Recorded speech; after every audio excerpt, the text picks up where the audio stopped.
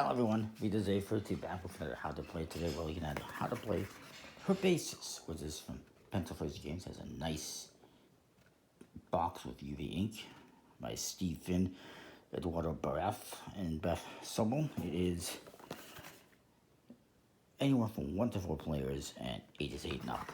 It doesn't take very long, so I'll just briefly go over what you get and what you do. So each player is going to have one of these little private garden markers, and each player is going to have a set of 4 cards to start off with, and they come in different colors for different players. And everyone is also going to be getting a reference guide. These cards feature your different pots that you're going to have in your garden, and you can arrange them whatever order you want. I kind of like biggest to smallest. Each pot is going to allow you to plot a different amount of herbs. The large pot, anywhere up to 8 herbs, and they don't have to be the same kind. Sorry, up to 7 herbs, and they don't have to be the same kind. This one, the wooden pot, is up to 7 herbs, and they don't have to be different kinds. So 7 different kinds up to that. This one, these little pots, you can have up to 6 different pairs of herbs. And the little glass jar, you can have up to 3 herbs. And there's special herbs that will give you bonus points if you do them. And there's some that can only go in a glass jar. And I'll show you. At the start, you're going to take out a bunch of cards, depending on how many players you have. We're doing 2 players, so we're moving 24 random cards. If it's 3 players, you're removing 12 cards, and if it's 4 players, you remove 0 cards. The rest of the cards stay here in a draw deck, and these get removed. So this is one of the special cards. These are the special cards here.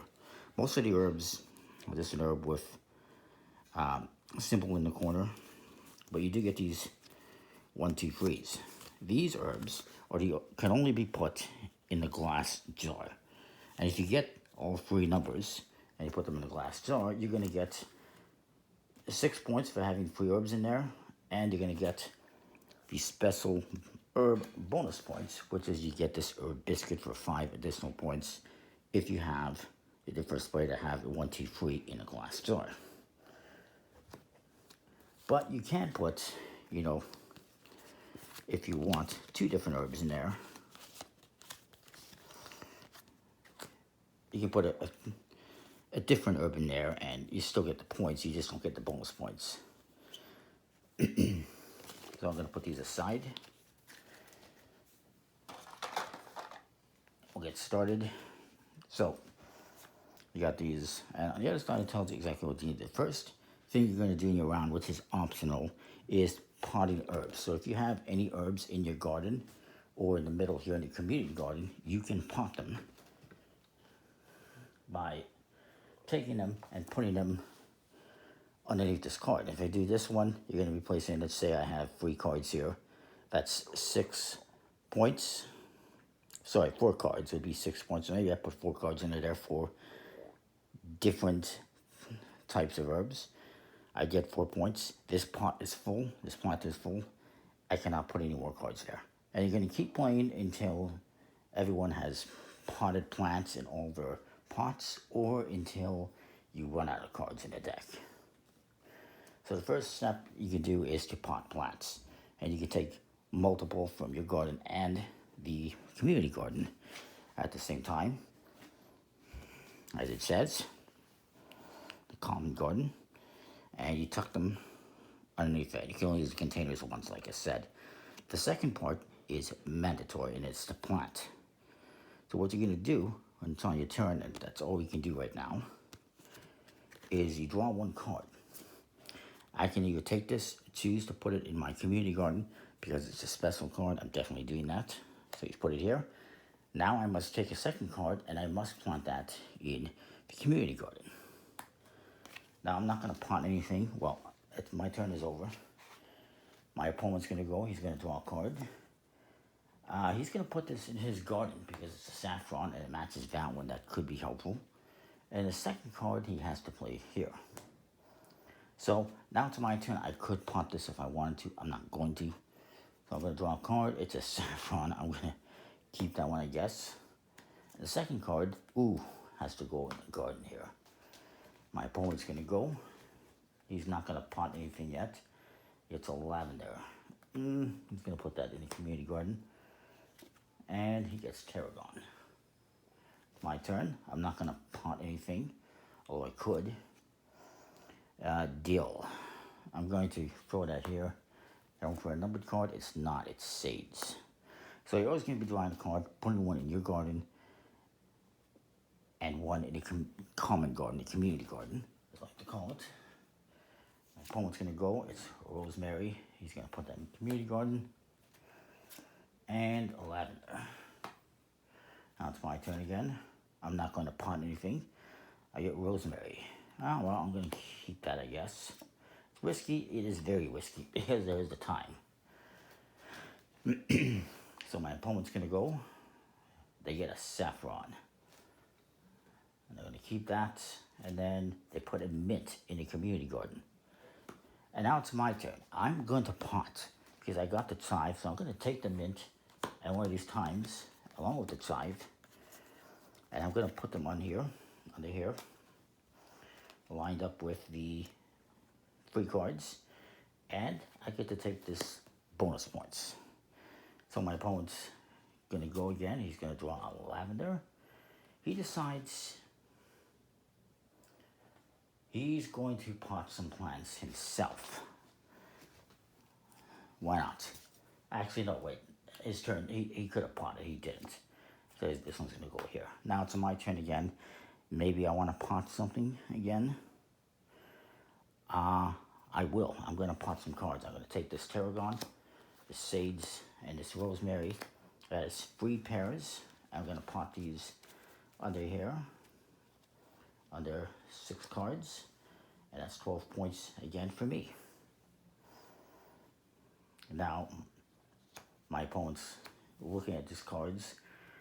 He's going to pot these 3 lavenders under here. And he gets 10 points for that, I guess. Now he draws a card. It's another lavender. He's going to put that in the community garden. And he gets a deal. So now it's my turn again. I'm going to draw a card. Well, actually, first of all, do I want to pot anything? No, because I don't have anything here. And there's nothing there. Really useful. A bay and a bay. Oh, lovely. So you keep going back and forth like this until you've gone through all these cards or everyone has potted plants. At the end, you're going to score points. So as it is, I get 6 points for having the numbered cards here. 1, 2, 3. Well, for having 3 cards in this jar. And 12 points for having 6 cards in this jar. And another 5 points for this. Whoever has the most points at the end wins. For our tiebreakers as well.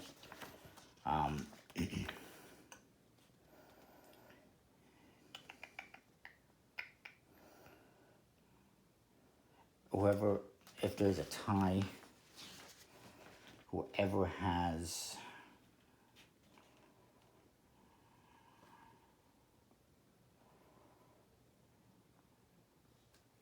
now, I should mention as well, if you have filled all your containers with plants, you're still going to keep going, drawing cards and putting some in here and putting some in here.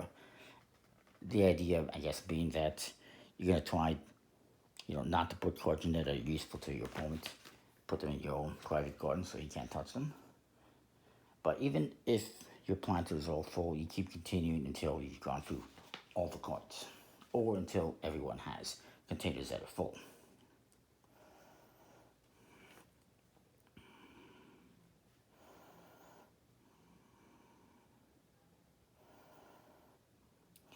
Once the deck has been exhausted, you're going to continue potting herbs and collecting herbs until you cannot collect anymore. And then you're going to do the scoring.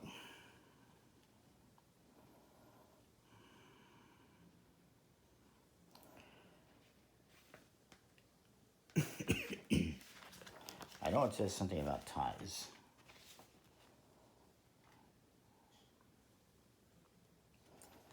So in the case of a tie, whoever has the highest glass jar score would break the tie.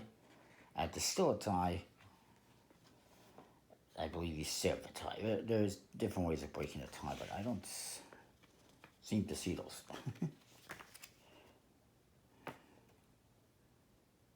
Yeah, in event of a tie, whoever has the glass jar with the highest point total, that would be me right now, would win. If there's still a tie, everyone wins. And that is that. Now there is also a team play variant and a solo variant. And yeah, it's a pretty cool game, I think. I like it. Beautiful artwork. And it makes me hungry, especially this biscuit. So that is that. It's from Tencel First Games. If I didn't mention that, I like it. Comment, like, subscribe. We'll see you next time. Thanks for watching.